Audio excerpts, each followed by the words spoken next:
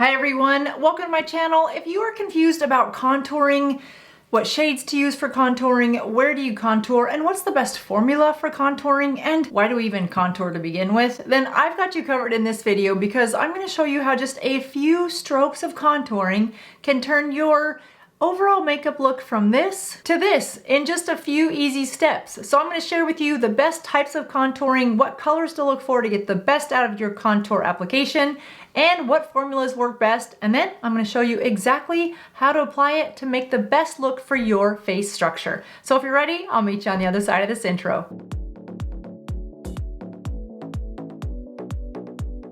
So why do we contour to begin with? Well, contouring adds a shadow to your face, which then creates structure. So things like a double chin or a cut jawline, chiseled cheekbone, and to create some shadowing from your hairline to your brow bone also gives a more structured, perhaps youthful look in some people's opinion. I love contouring because I think it's important to give some structure to the face. Now, a thing about contouring that you need to remember is when you look at a 30-second or a 60-second quick video, whether it's a reel or on TikTok or a YouTube short on contouring, it's a careless way to think that you can apply the contour the way they did in that quick video onto your skin. It's sort of like if you were to see a video on how to drive a semi-truck and then jump in it and think you can do it. Where is this analogy even going? Every semi-truck, every car is different, and so is everybody's face structure. So to think that you can apply contour in an area that you just saw someone else apply contour, you're gonna set yourself up for failure because your bone structure is different. So let me walk you through how to figure out the best way to contour for your bone structure. Let's start by understanding which formulas work best. There are powder contours. This one by Essence is a nice contour palette. However, it is powdery, and I think powders are just harder to work with than liquids or a cream. The other thing to think about when it comes to contouring is the type of tone, the undertone to a contour. Because contouring is not bronze. Contouring is shading or creating shadow. So you don't want something too warm. Let me give you an example. Here is the bronzer that we are going to use later. Bronzer warms the face and looks as though you've been out in the sun. Bronzer is just by very nature, it's a warm undertone. Contour, which adds the bone structure and gives you that chiseled look, is a cool to almost grayish undertone. That's what you want, which is why I don't prefer powders when it comes to contour. So let's put the powders away. When it comes to a good contour shade, e.l.f. has some that are nice. This is their Halo Glow Contour Wand. So you will see it's a little bit more of a grayish tone than a warm bronze tone. Same can be said for NARS. NARS has one of my favorite, they call this a bronzer. I use it as a contour. This is the NARS Laguna 2. You can see it's a little bit more on the gray side than the warm bronze. So let's just put that right next to, just made a huge mess with that one, but we'll put that next to the e.l.f. so that you can kind of get a sense for what the two shades look like together. Warmer, but you can use it as a contour. But see that NARS is a nice, more gray, darker brown, cool tone than even that e.l.f. is. One of my favorites is this contour stick by Anastasia of Beverly Hills. And when we go to the application of contour, you'll see why I really love this one. And here is what it looks like. Again, you can see the difference in, see how that one's really gray compared to the NARS and the e.l.f. And that's why I reach for this one the most when it comes to contour. Not only does it give the right depth of tone for a shadow, but it's also very easy to blend out. And because of the shape of the stick, it's very easy to use. And for a lighter type sculpt, this new makeup by Mario, this is a liquid. This is called his Bronze and Sculpt, I think. This one's nice. This is in the shade Light. This is a good one for people that are new to contouring. You're not sure really how or where to contour. It's a liquid, and again, light. I like this light one because it does allow you an easy way to apply it and blend it out very easily without creating too much of a shadow. So that gives you an idea of different shades of contour. The one you want to pick for yourself is the one that looks more brownish to gray versus too warm. And I'll leave these linked down below in case there's any of them that you want to try for yourself. If you're just starting out, or even if you're more advanced when it comes to contour, this one by Anastasia Beverly Hills is probably my favorite. There is a new one out by LYS, and I really like the angle of that one. All of her products are in a triangle angle, and I like that because those edges allow you to create a nice contour without getting it on too much of your face, because contour can lose its effectiveness on your sculpting if you get it in too much area. Remember, bronze we want everywhere and it's okay. Contour is not okay everywhere. You want a really precision cut with your contour placement to give you that structured look. So let's just get to practicality and show you so you can see, Jody, what the heck are you even talking about? Because this one comes in a stick, I think it's easiest to use for everyone, and that's why I'm going to use this one. Now, when it comes to placement of contour, you really want to take a look in the mirror and say, all right, what do I want to pull back or have in the shadows? For me, I am not a fan of my receding hairline. I've never been a fan of it. Let me just find a clip. This is the only clip I can find, so bear with me because this is gonna look crazy. Oh, you know what? I can just pull behind my ears. I'm not a fan of my receding hairline. It comes to a little bit of a point. I've never loved that. So way back in high school, I would put brown eyeshadow in this area that carved back just to give me more of a natural smooth hairline. As we age, our hair does tend to recede, and that can be a telltale sign for aging. So if you can pull that hairline down just a little and shadow it, it gives you a more youthful look and your forehead doesn't look as large if that's something you don't like. So for me, that is something I don't like. I like to take this and just go and create that hairline that I want. And this is so forgiving, which is another reason why I like it. And then I just quickly squiggle back and we'll go and blend that in. And then I like to just go across the top. This is so forgiving and easy to blend, it's crazy. So for the forehead area, I like to use a very dense brush. This is an old one by Hourglass. As long as you have a dense brush that's kind of small, you don't want it too big because you don't want a muddy look all over your face. So you can see I'm just gonna stick within that initial front line and blend it into my hairline. And that's an important step whenever you're using contour in your hairline, is to blend it into the hairline so that there's not an obvious displacement between that contour and then your hairline. So you want to brush it into your scalp a little bit so that you've got that same color going into your hairline for an easy professional blended look. So I'm just going to go around and then blend it softly so that there's no hard stop between where I placed it and right on my forehead.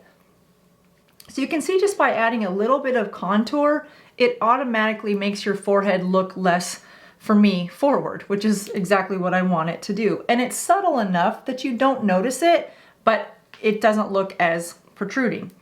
Now let's talk about the part on the cheeks where a lot of people like to create a contour look. Everyone's cheeks are different. I have pronounced cheekbones, so I have to go pretty sparingly on the contour or else my cheekbones really start to look skeletal.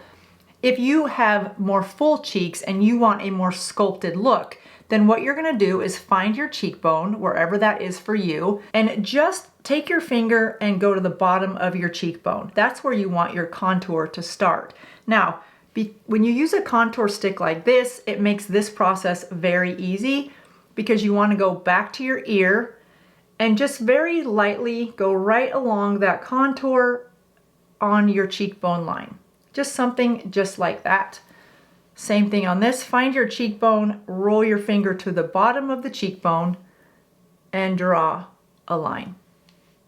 Now, when you draw the line, I suggest doing it the size of your pinky. That will keep you from coming too far into the center of your cheeks. When you bring that too forward, it gets to look really muddy on the side of your face and in the front of your face when you're looking at somebody head on.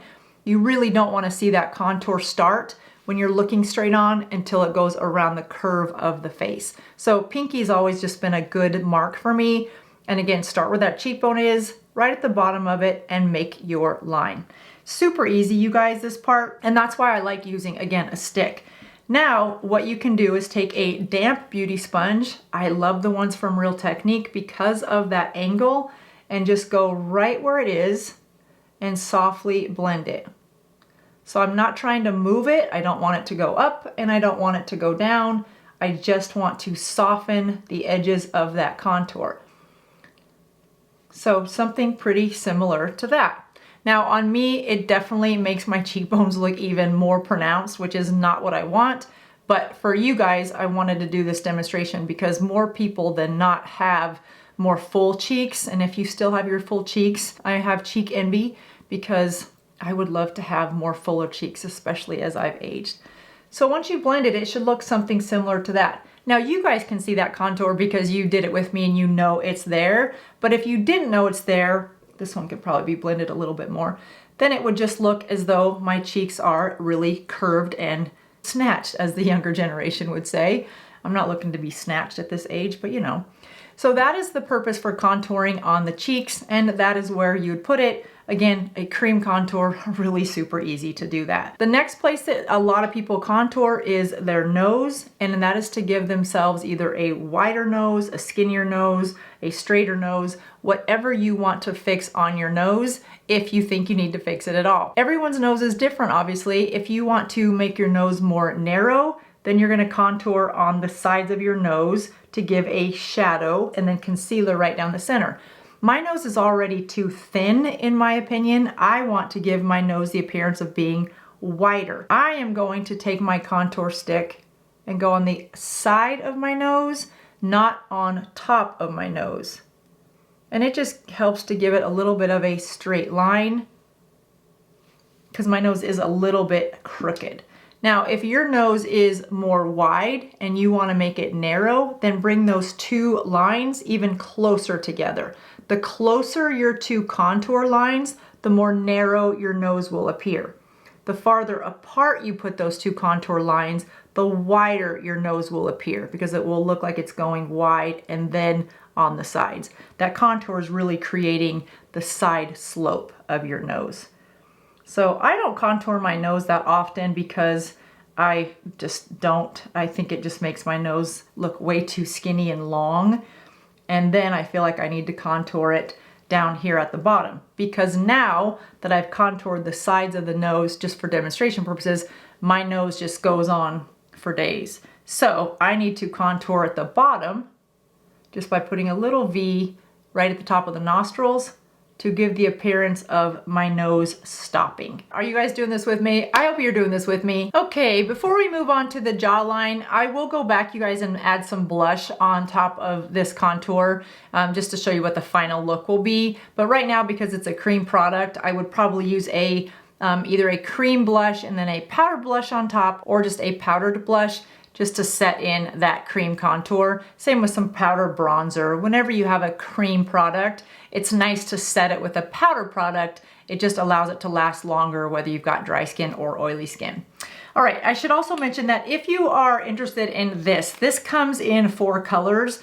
I have it in color shadow, so if your skin tone is somewhat similar to mine, then shadow might be a great option for you. It comes in a color called Fawn, which is a little bit darker, and then the darkest color is called Mink. I looked on the website for Ulta and I didn't see these, but I did see them at the Sephora website. I have not seen them in a Sephora store for a while. I'm gonna order a couple more in shadow, which is this color, but I think I'm gonna order that Fawn as well, just because I like a good contour. Shadow is a great color if your skin tone is similar to mine. Now let's go into the part of the face where most women our age like to contour, because either you've got more of a double chin that you're wanting to camouflage, and or jowls, which that's a big issue for me. But I do get a double chin. Mine is more water retention, I've noticed. So if I eat a lot of sweets or salt, then the next day my chin is definitely much more saggy. But if I go a couple days without eating sweets or sugar, then I have a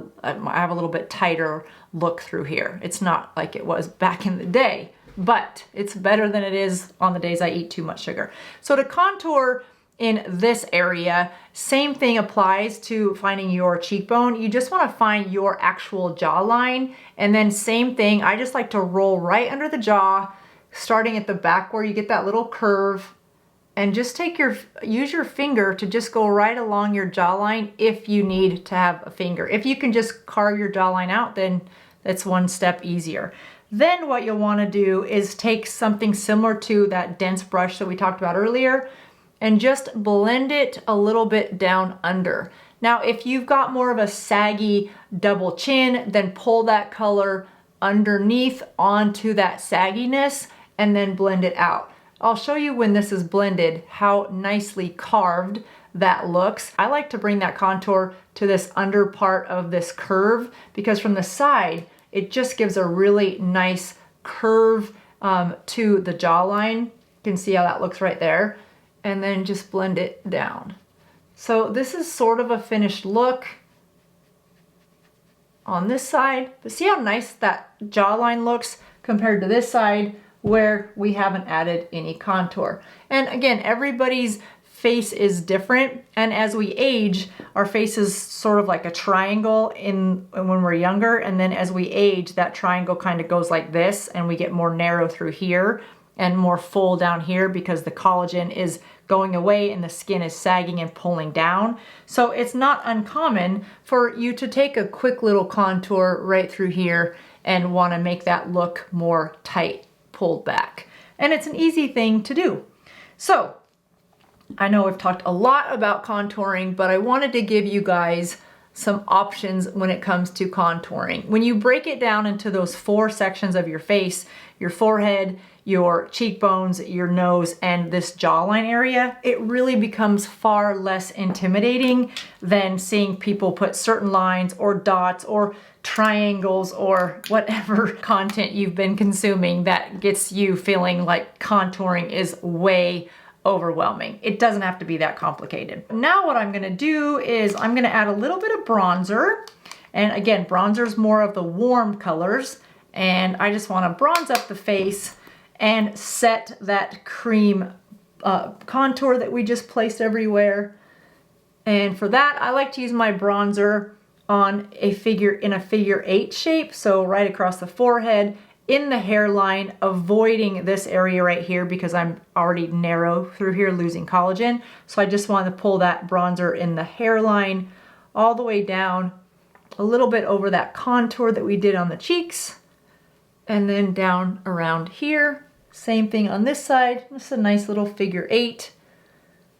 And if I don't want to use blush here, I don't have to because I've set that cream product, the contour, with a powder bronzer. So I should be good to go. I'm gonna add a little bit of blush. What would a makeup look be without just a little bit of blush? I'm gonna take that blush right above that contour that we placed. And then I will just use my finger and blend it right above the contour, blurring the bottom of the blush with the top line of that contour ever so slightly. And then I try not to bring my blush more into my face than the outer corner of my eye. So I like to have it stop right about there. Same thing on this side. It probably appears as though I'm giving you guys the middle finger. I'm definitely not, so I apologize. It's just the best patting finger that I have. And there we go. So I hope this was helpful for you in taking away the mystery of how to apply contour on a more mature face, and more importantly, how to apply contour on your face structure so that you get the best benefits out of contouring. It is something that I do every day. It is a part of my makeup routine. I absolutely love doing this.